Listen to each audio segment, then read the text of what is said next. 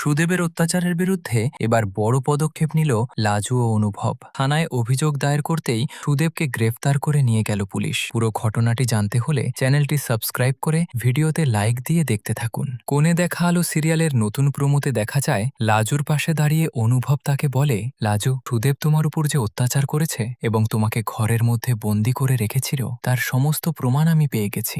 ডাক্তারকে দিয়ে যে মেডিকেল রিপোর্ট করিয়েছিলাম সেটাও আমার কাছে রয়েছে। এবার তুমি আমার সঙ্গে থানায় চলো এবং সুদেবের বিরুদ্ধে অভিযোগ দায়ের করো। অনুভবের কথা মতোই লাজু তার সঙ্গে থানায় যায় এবং সুদেবের বিরুদ্ধে অভিযোগ দায়ের করে। অভিযোগ পাওয়ার পর পুলিশ আর দেরি না করে সুদেবকে গ্রেফতার করে থানায় নিয়ে আসে। থানায় এসে লাজু ও অনুভবকে একসঙ্গে দেখে সুদেব রেগে গিয়ে পুলিশ অফিসারকে বলতে থাকে, অফিসার দেখুন, আমার স্ত্রী এই লোকটার সঙ্গে থাকে বলেই আমি এত রেগে গিয়েছিলাম। সুদেবের কথা শুনে পুলিশ অফিসার তাকে ধমক দিয়ে বলে, খবরদার আর একটা কথাও বলবি না। নিজের স্ত্রীকে মারধর করা কত বড় অপরাধ জানিস? তোর বিরুদ্ধে গুরুতর অভিযোগ রয়েছে, এর জন্য তোকে দীর্ঘদিন জেলেও থাকতে হতে পারে। পুলিশের কথা শুনে ভয়ে চুপ হয়ে যায় সুদেব। অন্যদিকে লাজু ও অনুভব এবার সুদেবের বিরুদ্ধে আইনি লড়াই শুরু করে দেয়। এবার কি সত্যিই সুদেব তার কৃতকর্মের শাস্তি পাবে, নাকি আবারও কোনো নতুন ষড়যন্ত্র করে লাজু ও অনুভবের জীবন আরও কঠিন করে তুলবে? আপনাদের কি মনে হয় কমেন্ট করে অবশ্যই জানাবেন। ভিডিওটি ভালো লাগলে লাইক করুন, চ্যানেলটি সাবস্ক্রাইব করে আমাদের পাশে থাকুন।